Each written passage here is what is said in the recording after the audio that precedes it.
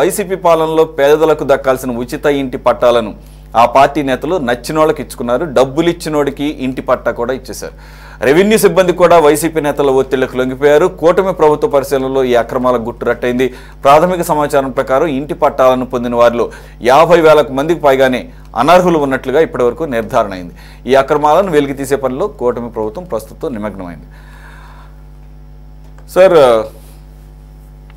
శ్రీనివాసరావు గారు, సరే 50,000 మంది ఉన్నారా, 1,00,000 మంది ఉన్నారా పక్కన పెడితే వాళ్ళు లబ్ధిదారులు అయితే నో ఇష్యూస్. ఇక్కడ సర్ప్రైజింగ్ థింగ్ ఏంటంటే అసలు ఈ రోజుల్లో ఒక 300 యూనిట్లు ఎలక్ట్రిసిటీ బిల్ వాడితేనే వాడికి ఉన్న మినిమంగా రావాల్సినటువంటి ఈ రాయితీలు కూడా లేదంటే పథకాలు కూడా కట్ అయిపోతున్నాయి.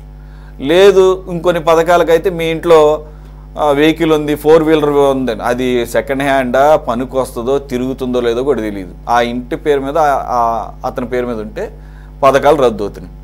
అవన్నీ కాదు, ఏకంగా గవర్నమెంట్ జాబులు ఉన్న వాళ్ళకి కూడా ఈరోజు ఇళ్ల పట్టాలు వచ్చినాయని చెప్పేసి ఇప్పుడు ఈ దర్యాప్తులో తేలుతుందంటే ఈ రకంగా అంటే ఇదేమీ ఒక్క వైసీపీ ప్రభుత్వ హయాంలోనే కాదండి. ఇళ్ల పట్టాల విషయాలు కానీ భూముల పందేరం కానీ ఏ ప్రభుత్వంలోనైనా కొన్ని దశాబ్దాల నుంచి చూస్తున్నాం.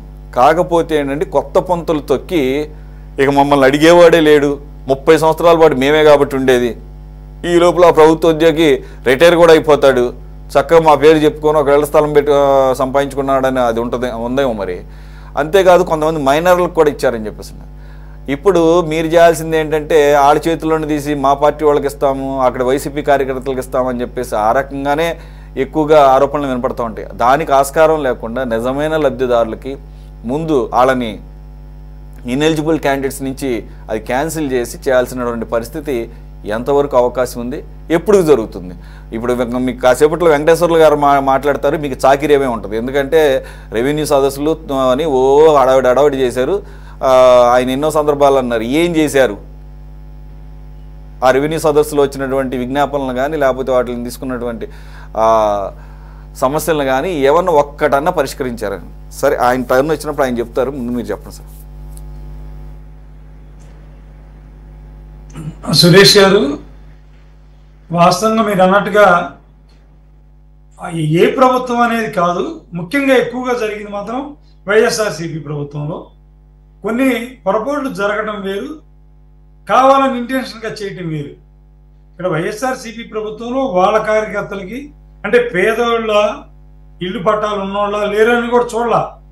చాలామందికి వాళ్ళకి దగ్గర ఎప్పుడు వచ్చి వెళ్ళే వాళ్ళకి, వాళ్ళు పనిచేసే వాళ్ళకి వాళ్ళ ఇష్టానుసారం ఇల్లున్నా ఇచ్చారు, మీరు అన్నట్టు కారున్నా ఇచ్చారు, ఏదున్నా ఇచ్చారు. వాళ్ళకి అక్కడ లబ్ధి పొందాల, వాళ్ళ దగ్గరకు వచ్చిపోయే వాళ్ళకి లబ్ధి పొందాలని చూశారు తప్పితే నిజంగా ఇల్లు లేని వాళ్ళకి, ఇంటి భూమి లేని వాళ్ళకి ఇద్దామనే ఆలోచన కంటే కూడా మా అనింగులకి మీరు చూశారు చాలా మందికి అవే జరిగినాయి.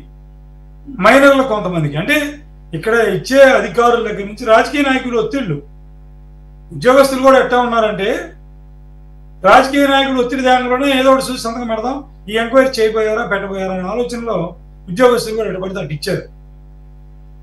ఎందుకు చేస్తున్నారంటే మేము ఉద్యోగం ఇక్కడే ఉండాలా, మేము ఇక్కడే దగ్గరలోనే ఉండాలా, మేము కాపాడు ఇటువంటి కొంతమంది, అందరు కాదు ఎక్కడో కొంతమంది ఉద్యోగస్తులు కూడా చేసినటువంటి పనులు అనేక రకాలుగా అవకతవకలు భూములు. ఇప్పుడు చాలా వాటికి చూసుకుంటే ఇళ్ల పట్టాలు ఇవ్వడానికి గ్రామాలకు దగ్గరలో ల్యాండ్ ఉన్న చోట వీళ్ళు సపోజ్ ఊరకు ఉదాహరణకి అక్కడ ఒక 20 లక్షలు 10 లక్షలు ఎకరం ఉందనుకోండి, దాని రేటు పెంచేసి వీళ్ళు 50 లక్షలు 60 లక్షలకి గవర్నమెంట్ ఎక్వైరీ చేయడం, తీసుకున్నట్టు దాంట్లో ఇళ్ల పట్టాలు కేటాయించడం, ఎవరికి ఏ రకంగా మీరు అన్నట్టుగా ఏ రకంగా ముడుపులు చేయాలో ఆ విధంగా వాళ్ళకి ట్రాన్స్ఫర్ చేశారు. అనేక రకాలుగా అవకతవకలు జరిగినాయి. దీంట్లో మైనర్ ఉన్నాడని కూడా చూడకుండా రాజకీయ నాయకులు ఒత్తిడిలే వాళ్ళ అనుయంగులకి నిజంగా నిరుపేదలకు అందించినటువంటి పర్ఫెక్ట్గా జరగదు అసలు, అంతవరకు వాస్తవం. సరే, మీరు అన్నట్టుగా ఎంక్వైరీ కూడా రేపు అధికారులు లేదు, దీని మీద ఎంక్వైరీ చేసే అధికారులు వాళ్ళ మీద కూడా ఒత్తిడి వస్తుంది. నేను ఆ రాజకీయ నాయకుల ఇళ్ళని కాదు కానీ కొంతమంది అధికారులు ఒత్తిడి వస్తుంది. బాబు వాళ్ళు మా వాళ్ళు వీళ్ళు మా వాళ్ళు ఆ రోజు ఏదో చేశారు. ఇప్పుడు చూసాం మనం అనేక రకాలుగా. కానీ నిష్పక్షపాతంగా ఎంక్వైరీ చేస్తే ఎవరైతే దీనికి బాధ్యులు ఉన్నారో వాళ్ళ మీద కఠిన చర్యలు తీసుకోవాలని మేము కోరుతా ఉన్నాం. తప్పకుండా కూడా తీసుకుంటారు. నిజంగా మనం ప్రవేశపెట్టినట్లు మొట్టమొదటిగా ప్రతి ఒక్కళ్ళకు కూడా ఈ ఆంధ్రప్రదేశ్ ఒకటే కాదండి, భారతదేశం యావత్తు జరుగుతూ ఉన్నాయి ఇళ్ల నిర్మాణం. అది ప్రధానమంత్రి గారి ఫండ్స్ నుంచి కూడా వస్తూ ఉన్నాయి. ముఖ్యంగా ఆంధ్రప్రదేశ్లో ఎక్కడ కూడా లేదు. మీరు అన్నట్టు ఇంకొకటి కూడా నేను యాడ్ చేస్తాను. Car, 2 wheeler, current meter reading ఎంత ఉందా, అది కూడా కాదండి.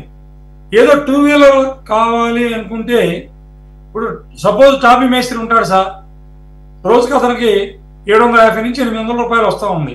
20 రోజులే 22 రోజులే పని చేస్తాడు. 16,000 అయితే కుటుంబానికి పోతాయి. ఆయన కారులోను 2 వీలర్ కావాలా వర్క్ చేసే ప్లేస్కి, ఇంటికి 2 వీలర్ కావాలంటే కూడా బ్యాంక్కి వెళ్తే లోన్కి ఇన్కమ్ ట్యాక్స్ రిటర్న్స్ అడుగుతున్నాడు. ఏదో ఒకటి అయ్యా అని చెప్పి నార్మల్గా ఇన్కమ్ ట్యాక్స్ బేసిక్ ఎగ్జామ్షన్ ఏమో గవర్నమెంట్ ఆఫ్ ఇండియా వాళ్ళు, అబ్బాయి నువ్వు 3 లక్షల దాకా ఏం కట్టే పని లేదు అంటారు. ఆయన 2.5 చూపించి రిటర్న్ ఇస్తే నువ్వు ఐటీ రిటర్న్ ఉంది కదా అని నీకు ఇంటి పట్టా ఇవ్వట్లేదు, ఇంటి లోన్ కూడా ఇవ్వట్లేదు.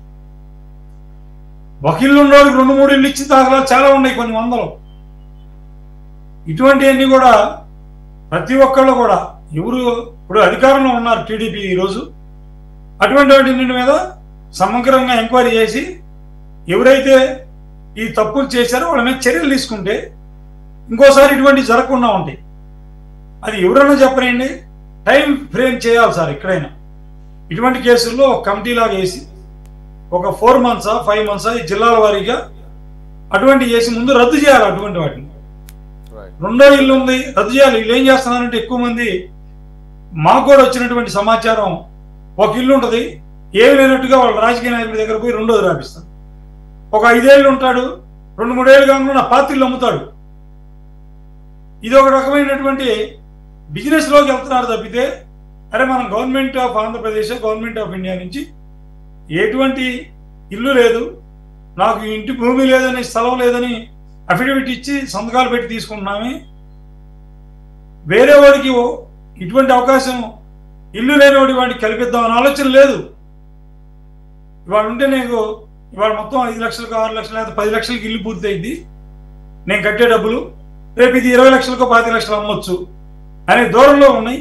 రాజకీయ నాయకులు కూడా 1-2 సార్లు ఆలోచించాలి ఇటువంటి విషయం. మనం చూస్తా ఉన్నాం, మీరు ఇన్కమ్ ట్యాక్స్లో చూస్తే ఒకసారి ఆధార్ నెంబర్తో లింక్ అయితే రెండోసారి కొడితే కుదరదు. మీరు ఎక్కడికైనా తిరుపతి దేవస్థానం దర్శనానికి వెళ్తే చూడండి, ఒకసారి నంబర్ కొడితే రాంగ్ కొడితే పేరు నంబర్ మ్యాచ్ అవ్వకపోతే ఇవ్వరు. ఇట్లానే ఇక్కడ కూడా ప్రతి ఇంటిని కూడా లబ్ధిదారులను కూడా ఆన్లైన్లో చేసి ఆధార్ తోటి అనుసంధానం చేసినట్టయితే ఇటువంటి అవకతవకలు తగ్గడానికి ఉంటుంది.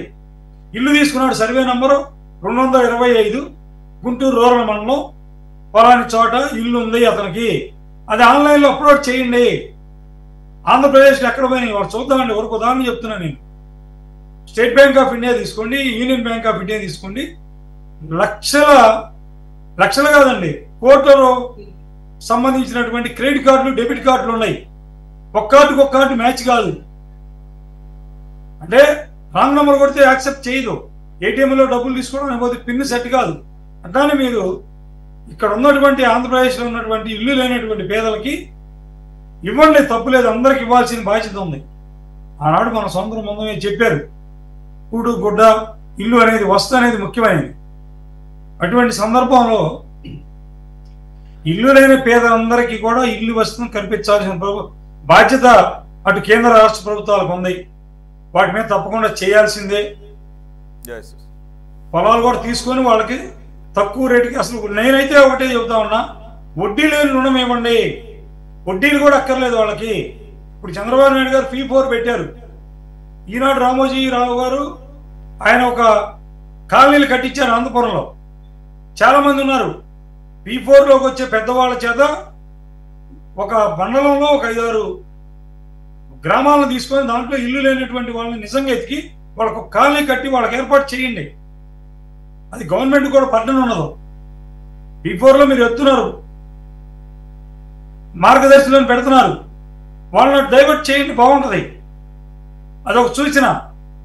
అదేవిధంగా ఉన్నటువంటి ఉన్నత స్థాయి వాళ్ళు ఉన్నారు, ఎవరో డబ్బులు వచ్చేది వాళ్ళు డైరెక్ట్గా లబ్ధిదారుడు కనుక చేరేటట్టు చేస్తే ఈ యొక్క మధ్యలో పోయే గాలిలో పోయే డబ్బులు పోవు. నిజంగా లబ్ధిదారుడు చేరితే బాగుంటుంది. ఇంకోటి ఏంటంటే నేను చెప్పినట్టుగా ఇది ఆన్లైన్ చేయాలి, ప్రక్రియ బిగిన్ చేయాలి. ఇంటింటి సర్వే చేసి ఈ డోర్ నెంబర్లో ఇల్లు ఉంది, ఇప్పుడు నా పేరు దామచల్ల శ్రీనివాసరావు, నా పేరుతో ఇల్లు ఉంది, లేదా మా భార్య పేరుతో ఇల్లు ఉంది. ఇక గవర్నమెంట్ ఎప్పుడు కూడా నా పేరుతో ఇవ్వకూడదు, అమ్మాలంటే లింకప్ కావాలా, ఒక 10 years పెట్టాలా. గవర్నమెంట్ దగ్గర మనం బెనిఫిట్ పొందుతున్నప్పుడు ఒక 10 సంవత్సరాల పాటు నేను ఇల్లు అమ్మను, అది ఒక చట్టం సిస్టమ్ తీసుకొస్తే ఇటువంటి అవకతవకలకి అవకాశం ఉండదు. ఓకే సార్, ఎన్ని సలహా సూచనలు. థ్యాంక్ యూ సార్, ధన్యవాదాలు. కోటేశ్వర గారు, ఇప్పుడు శ్రీనివాసరావు గారు చెప్తున్నాయన్నీ ఆల్రెడీ ఇంప్లిమెంటేషన్ ఉన్నాయేమని నేను అనుకుంటాను. నాకు దీని మీద పెద్దగా అవగాహన లేదు. ఇప్పుడు ఏది కొనాలన్నా, ఆఖరికి చిన్న మొబైల్ ఫోన్ కొనాలన్నా, ఏదైనా చిన్న వస్తువు కొనాలన్నా కూడా ఆధార్ నెంబరును కొన్ని విషయాలు అయితే పాన్ నెంబర్ కూడా అడుగుతున్నారు. మరి ఇవన్నీ కూడా సీడింగ్ అయినప్పుడు ఆటోమేటిక్గా సర్ఫేస్ అవ్వాలి కదా, అవన్నీ బైపాస్ చేసుకొని చేస్తున్నారా, లేదంటే కనుక ఆటోమేషన్ లేదా, లేదంటే కనుక అయినా కూడా బైపాస్ చేసేమన్నా ముడుపుల ద్వారా అలా సాధ్యపడుతుందా? ఇది ఒక వైసీపీ గవర్నమెంట్ అని అనుకోవట్లేదు, పెద్దగా ఆశ్చర్యం కూడా ఏమనిపించటం లేదు. లబ్ధిదారులు లక్షల్లో అయితే లేరు అనధికారికంగా, లేదంటే ఇనెలిజిబుల్ క్యాండిడేట్స్.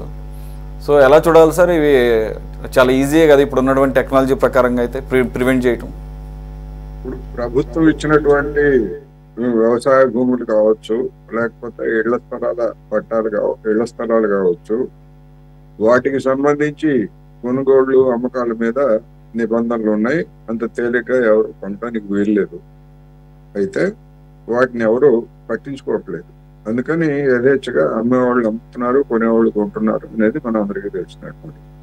ఇప్పుడు ఈ ఆధారు కార్డు తోటి లింక్ అయి ఉన్నాయి, లేకపోతే ఇంకా ఇటువంటి మీరు చెప్పినటువంటి ఐటీ రిలేటెడ్ ఇటువంటివన్నీ కూడా ఉన్నప్పుడు వాటన్నిటికీ లింక్ చేసి ఆ విధమైనటువంటి వెరిఫికేషన్ చేసి అటువంటి స్థలాలు ఇచ్చారా అనేటువంటిది చూడాల్సింది. డెఫినెట్ గా ఇప్పుడు ఎవరింటికి ఏ పట్టణంలో ఇచ్చినా, లేకపోతే ముఖ్యంగా పల్లెటూళ్ళలో ఇచ్చినటువంటి స్థలాల గురించి వెంటనే తెలిసిపోతుంది. ఎవడికి అర్హుడు, ఎవడు అనర్హుడు అనేటువంటిది తెలుసుకోవడానికి సంవత్సరాల తరబడి విచారణ చేయక్కర్లేదు. ఎందుకంటే పవన్ కళ్యాణ్ గారు చెప్తున్నారు కదా, గ్రామ సభలు గతంలో ఎప్పుడు లేని విధంగా గ్రామ సభలు నిర్వహించామని చెప్పేసి ఆయన చెప్పాడు కదా. మరి ఏమి తెచ్చాడు ఇవన్నీ? ఒక గ్రామ సభకు నిర్వహిస్తే ఆ రోజు ఆ గ్రామంలో ఉన్నటువంటి అక్రమార్కులు ఎవరు, సక్రమార్కులు ఎవరు అనేటువంటిది వెంటనే తేలిపోతుంది. ఎన్ని రోజులు చెప్తారు ఈ విచారణ పేరుతోటి, లేకపోతే ఇంకో పేరుతోటి? మరి ఆ గ్రామ సభలు ఏం చేశాయి అనేటువంటిది సమస్య. అందుకని ఇప్పటికైనా ఈ ఇళ్ల స్థలాలు అనేటువంటి దాన్ని ముఖ్యంగా గ్రామాల్లో ఒక రోజులో, రాష్ట్రం మొత్తం ఒక రోజులో గ్రామ సభలు పెడితే, ఒక రోజు కాకపోతే 2 రోజులు, 2 రోజులు కాకపోతే వారం రోజుల్లో వీటన్నిటిని కూడా తేల్చేయచ్చు. అదేవిధంగా పట్టణాల్లో కూడా అదేం పెద్ద కష్టమేం కాదు. జాబితా ఉంటది, ఆ జాబితాలో ఉన్నటువంటి స్థలం ఎక్కడ ఉంటది, లేకపోతే ఎవరి పేరు ఎక్కడ ఉంటారనేది తెలుసుకోవడం పట్టణాలు కూడా కష్టమేం కాదు. ఎన్ని రోజులు చేస్తారు అనేటువంటిది సమస్య. నిజంగా చిత్తశుద్ధి ఉందా, లేకపోతే ప్రచారం కోసమైనా ఇది? ఎవరికి అనర్హులకి ఎవరికి కూడా ఒక గజం కూడా స్థలం ఇవ్వడానికి వీలు లేదు అనేది డెఫినెట్ గా నేను చెప్పదలుచుకున్నా. అందుకని ఒక టైం ఫ్రేమ్ పెట్టి, ఇదిగో ఈ 4 రోజులు, లేదా ఈ వారం రోజులు, లేదా ఈ 5 ఏళ్ళు అని ఒక టైం ఫ్రేమ్ పెట్టి అటువంటి వాళ్ళని తేల్చాలి తప్ప సాగదీస్తూ ఉంటే ప్రచారం కోసం ఉపయోగపెట్టుకోవడానికి చూస్తున్నట్టుగా ఉంది తప్ప జరుగుతున్నటువంటి వివిధ అవినీతి అక్రమాల గురించి లేదా కేసులు ఇవన్నీ కూడా ఏదో వెంటనే తేల్చేసి దాని మీద పాలన మీద శ్రద్ధ పెడతామనే దానికంటే ఒక వైసీపీ మీద ఒక ప్రచార దాడి కోసం ఇటువంటివన్నీ కూడా సాగదీస్తున్నట్టుగా కనిపిస్తా ఉంది. అలాంటి దానికి ఈ ఏడాది కాలం ఆ పని ఎట్లాగూ చేశారు. ఇక ముందు ఒక్కరోజు కూడా అలాంటి దానికి సమయం కేటాయించకుండా వాస్తవాలు లేదా ప్రభుత్వ కార్యాచరణ మీద కేంద్రీకరించాలని నేను ఈ సందర్భంగా చెప్పదలుచుకున్నాను. వెంకటేశ్వర్లు గారు. శ్రీనివాసరావు గారు చెప్పింది అక్కడి నుంచే ప్రారంభిస్తాను. శ్రీనివాసరావు గారు దీన్ని ఎక్కడో ఒక చోట పోలీస్ స్టాప్ పెట్టాలి, ఇటువంటి నిబంధనలు రూపొందించాలని చెప్పారు. శ్రీనివాసరావు గారు గమనించండి, ఉన్న నిబంధనలు వచ్చిన మరుక్షణమే ఆ నిబంధనలు ఎత్తేసింది మీ ముఖ్యమంత్రి గారే. గతంలో పేదలకు ఇళ్ల స్థలాలు ఇచ్చినా, ప్రభుత్వ అసైన్మెంట్ భూములు ఇచ్చినా అమ్మకూడదు, కొనకూడదు అని చట్టం 9/77 చట్టం పవర్ఫుల్ గా ఉండేది. మహానుభావుడు ఎస్ఆర్ శంకరన్ గారు తీసుకొచ్చారు, ఆ చట్టం ఉండేది. పోయిన ముఖ్యమంత్రి మహానుభావుడు వైఎస్ జగన్ గారు ఈ భూముల అమ్మకాలు కొనుగోలు చేయాలి, లేదా ఆ భూములు ఇచ్చినా వాళ్ళు అట్టు పెట్టుకోవడం వల్ల ఉపయోగం ఏమిటి, వాళ్ళు కూడా ఇతరులతో పాటు సంపన్నులు కావాలి, భూస్వాములు కావాలి, ధనికులు కావాలని ఒక చట్ట సవరణ చేశారు. నిజమేమోలే ఈ భూములంతా పేదలకి ఇళ్ల స్థలాలు, సాగు భూములు పేదల చేతిలో ఉంటాయని అనుకుంటే, అసలు రహస్యం ఏమొచ్చిందంటే అప్పటికే దొంగలు 23 లక్షల ఎకరాల భూమి, దాదాపు 18,000 ఇళ్ల స్థలాలు దొంగలు కొట్టేశారు. ఆ కొట్టేసిన దొంగలకి రెగ్యులర్ చేయడానికి మహానుభావుడు జగన్మోహన్ రెడ్డి సవరణ చేశాడు. చంద్రబాబు నాయుడు గారు వచ్చి తీసి ఈ దొంగల్ని బయటకు లాగుతాం. జగన్మోహన్ రెడ్డి 32 లక్షల ఇళ్ల స్థలాలు పేరు మీద రాజమండ్రి చుట్టూ, విజయవాడ చుట్టూ, తిరుపతి చుట్టూ, మహానగరాల చుట్టూ ఈ వైఎస్ పార్టీ నాయకులంతా ₹1,00,000 ఎకరా కొని ₹1,00,00,000 అమ్ముకున్నారు ఈ దొంగలు. వీళ్ళంతా బయటకు తీసి కట్టిస్తామని చెప్పారు. వచ్చిన మరుక్షణమే రెవెన్యూ సదస్సులు పెట్టారు. కమిటీ లేదన్నారు. సిసిఎల్ఏ నాయకత్వంలో 7గురితో కమిటీ వేశారు. 6 నెలలు టైం ఇచ్చారు. కొండలు తవ్వి ఎలకన పట్టినట్టు ఒక్క దొంగను గుర్తించలేదు, ఒక్కరిని శిక్ష చేయలేదు.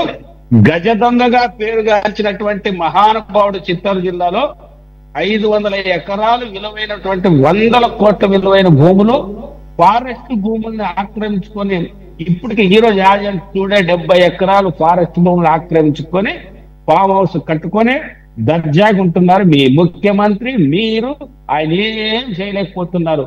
ఇవన్నీ కమిటీలు వేసినా ఏం చేస్తారు? ఇది మొదటిది. ఇప్పటికీ మీరు నిజంగా చెప్తున్నా, మీకు చిత్తశుద్ధి ఉంటే ఆ అసైన్మెంట్ చట్టాన్ని తిరిగి తీసి ఎవరు దొంగలు ఉన్నారో పట్టుకోండి, అటువంటి వాళ్ళని చేస్తారు. ఇప్పుడు ఏమి ఈ కంప్యూటర్ యుగంలో నా అనుభవం చెప్తున్నాను. నేను 6 రోజుల క్రితం, నేను ఇప్పటిదాకా సురేష్ గారి పేరు మీద అన్ని నేను బయటకు చెప్పాల్సి వస్తుంది. నాకు రేషన్ కార్డు లేదు. రేషన్ కార్డుకి అర్హుడు నేను, ఎందుకంటే నాకు ఉండేది 2.5 ఎకరాల పొలం ఉంది, ఒక ఇల్లు ఉంది. నేను రేషన్ కార్డుకి వెళ్తే నువ్వు అన్నప్పుడు సార్ అన్నాడు, ఇదేమిటంటే నీ అన్నాడు. ఏంటంటే నా కూలి సార్ కరెక్ట్ టైంలో, క్రూషియల్ టైంలో సిగ్నల్ డ్రాప్ అయింది. చూద్దాం, రెస్టోర్ అవుతుంది అనుకుంటున్నాను.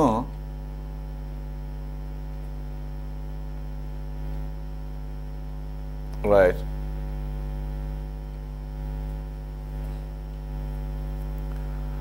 సైదా గారు ఉన్నారా? ఒకసారి చూద్దాం. వెంకటేశ్వర గారిది ఏమన్నా రెస్టోర్ అవుతుంది. ఈ లోపల కోటేశ్వర గారు ఏమన్నా యాడ్ చేస్తారు వెంకటేశ్వర గారు చెప్పిన కమెంట్స్? హలో, ఇప్పుడు ఓకే సార్. మీరు కరెక్ట్ గా రేషన్ కార్డు గురించి చెబుతున్నారు, సిగ్నల్ డ్రాప్ అయింది. చెప్పండి. సురేష్ గారి పుణ్యాన రేషన్ కార్డు గారి కోసం నేను దరఖాస్తు పెట్టాను. నేను అర్హుని కాబట్టి పెడితే నీకు రాదే రేషన్ కార్డు అన్నది. ఏమిటంటే మా ఆఫీసు 4 పేరు మీద ఉంది, అందులో నేను ఒకరిని. మా ఆఫీస్ కూలి సంఘం ఆఫీసు. అది ఆఫీసా ఆఫీసా తెలియదు కంప్యూటర్కి. ఆయన అడిగా, ఏమిటంటే ఎంఆర్ఓ గారు, అయ్యో మీకు ఇవ్వాలండి, కానీ కంప్యూటర్కి నేను చెప్పలేను కదా, ఎమ్మెల్యేకైనా చెప్పగలను తప్ప కంప్యూటర్కి చెప్పలేను కదా, నీకు రేషన్ కార్డు రాదు అనేసారు. అంటే ఇంత కంప్యూటర్ యుగంలో ఎవరికి ఇవ్వాలనేది, ఆధార్ కార్డు కొడితే ఎన్ని బ్యాంక్ అకౌంట్లు వస్తున్నాయి, ఎంత ఇంటి స్థలాలు ఉన్నాయి, ఎన్ని ఎకరాల భూమి వస్తుంది, ఏమి లేదని చెప్తున్నారే. అందులో వచ్చి ప్రపంచంలోనే సిలికాన్ వ్యాలీ తర్వాత అత్యంత అధునాతనమైన టెక్నాలజీ మన రాష్ట్రంలో సృష్టిస్తామని చెప్తున్నది మీరే, ఏమీ తెలియదని చెప్తున్నది మీరే. మీదన్ని పక్కన పెట్టి మరి ఏ రకంగా మీరు నిన్న బుట్టాయిగూడెంలో గిరిజన నీళ్లు కూల్చేశారు? ఉండిలో స్పీకర్ గారు ఎందుకు కూల్చేపించారు? తిరుపతిలో నిన్ను ఎందుకు కూల్చేశారు? తిరుపతిలో పేదల నీళ్లు కూల్చడానికి మీకు సమయం ఉంది, కానీ ఆ తిరుపతిలో దొంగల్ని అరెస్ట్ చేయడానికి మీ చేత కాదు, భూములు కొల్లగొట్టిన వాళ్ళు అరెస్ట్ చేయడానికి మీ చేత కాదు. ఈ రోజు ఇంతమంది దర్జాగా గత ప్రభుత్వంలో కొట్టేసిన భూములు పక్కన దోస్పాడికి 50 కిలోమీటర్ల విజయవాడకి దోసపాళ్ళు మీకు తెలియదా ఎవరు కొల్లగొట్టింది? మీ పార్టీకి పచ్చి వ్యతిరేకులు కదా, మిమ్మల్ని ఓడించడానికి పనిచేశారు కదా, మీ దమ్ముంటే తెలుసండి. మీరు వస్తే ఈ రోజు నా దగ్గర ఉన్నటువంటి సమాచారం మీకు కట్టలు ఇస్తాను. వాళ్ళని అరెస్ట్ చేసినాక శబాష్ అంటాం. చట్టాలు లేక కాదు, చిత్తశుద్ధి లేక, ధైర్యం లేక చేస్తే ఏమవుతారని. ఎందుకంటే మీ వాళ్ళు కూడా అందులో కొంతమంది ఉన్నారనేది సత్యం అందరికీ తెలిసిందే. కానీ జనవరి 22వ తేదీన మీ ముఖ్యమంత్రి గారు ఒక జీవో తెచ్చారు. ఇంటి స్థలాలు పేదవాళ్ళు ఇల్లు వేసుకొని కరెంటు బిల్లు ఉన్నా చాలు, లేదా పన్ను రసీదు కట్టినా చాలు, మీకు పట్టాలు ఇస్తామని జీవో నంబర్ 30 తెచ్చారు కదా, మీకు తెలిసే ఉంటుంది. ఆ జీవో నంబర్ ప్రకారంగా ఎవరు పేదలో మీకు తెలుసు, వాళ్ళకి ఇవ్వండి, మిమ్మల్ని గుర్తెట్టుకుంటారు. పోయినసారి ప్రభుత్వం మీరు అంటున్నారు పట్టాలని, ఏ రెవెన్యూ ఆఫీసులో మీరు పోయి ఆ పట్టాలు సంబంధించినటువంటి లిస్టు ఉందేమో చూడండి. మీరు ఎక్కడా లిస్టు లేదు. ఎంఆర్ఓ అంటున్నారు సార్ మా దగ్గర లిస్టులే లేవు సార్, మన ఇచ్చారు కదండి ఇళ్ల స్థలాలకు పట్టాలంటే, ఇంకా అవన్నీ మేము ఎక్కడ చెప్పమంటారు సార్ అంటారు. అంటే దీని అర్థం ఏంటి? రెవెన్యూ ఆఫీసులో కూడా ఆ పట్టాలకు సంబంధించిన వివరాలు లేవు, దొంగ పట్టాలు ఇచ్చారు తప్ప ఈ రోజుకి భూములు చాలా మంది చూపలేదు. సురేష్ గారు 50,000 మందికి అంటున్నారు, లక్షల మందికి ఈ రోజుకి పట్టాలు పట్టుకొని తిరుగుతున్నారు తప్ప వాళ్ళకి భూమి ఇళ్ల స్థలాలు చూపలేదు. అందుకోసమే మీ ప్రభుత్వం 30 నంబర్ జీవో చాలా మంచి జీవో తెచ్చింది. ముఖ్యమంత్రిగా ఆ జీవో దేవతను బట్టి మేము హర్షిస్తున్నాం. ఇప్పటికైనా రాష్ట్రంలో పేదల నివాసం ఉంటున్న వాటికి ఏ ఆధారం లేకపోయినా గ్రామ సభల్లో నిజంగా పేదలంటే పట్టాలు ఇవ్వండి, మిమ్మల్ని గుర్తుపెట్టుకుంటారు. మరొకసారి రిపీట్ చేసేది ఏమంటే, రెవెన్యూ సంస్థల ద్వారా దొంగలను పట్టుకుంటామన్నారు. ఒక్క దొంగని శ్రీనివాస్ గారు మీకు పేరు గుర్తుగా చెప్పండి, ఒక్క దొంగను పట్టుకొని పలానా అరెస్ట్ చేసామంటే ఒక్క పేరు కాదు, 22 లక్షల మంది పేర్లు అని చెప్పి ఒక్కరి పేరు ఉంటే చాలు. అందుకోసమే 30 నంబర్ జీవోని అమలు చేయండి, పేదల లిస్టు బయటకు తీయండి, దొంగలు ఎవరైతే ఉన్నారో వాడిని ఏరి పారేయండి. మేము కూడా మీకు సపోర్ట్ చేస్తాం. కానీ ఇందాక ఒక సూత్రం చెప్పారు మన కాంగ్రెస్ నాయకులు, 10 మంది దొంగలు తప్పించుకున్నా పర్లేదు కానీ ఒక నిజాయితీ పరుడు శిక్ష పడుకుంటున్నారే. కాబట్టి 10 మంది దొంగల్ని మీరు ఏం చేస్తారో తెలియదు. పేదవానికి, నిజమైన పేదవానికి నోరు కొట్టుకుని చూడండి. అది సురేష్ గారి ద్వారా మీకు తెలియజేస్తుంది. Right, thank you very much for joining. Venkateswarlu గారు, కోటేశ్వర గారు, దామచర్ల శ్రీనివాసరావు గారు అండ్ సైదా గారు. ఇది వాళ్ళ టాప్ డిబేట్. మరో అంశంతో మళ్ళీ కలుద్దాం. Stay tuned to city 24/7.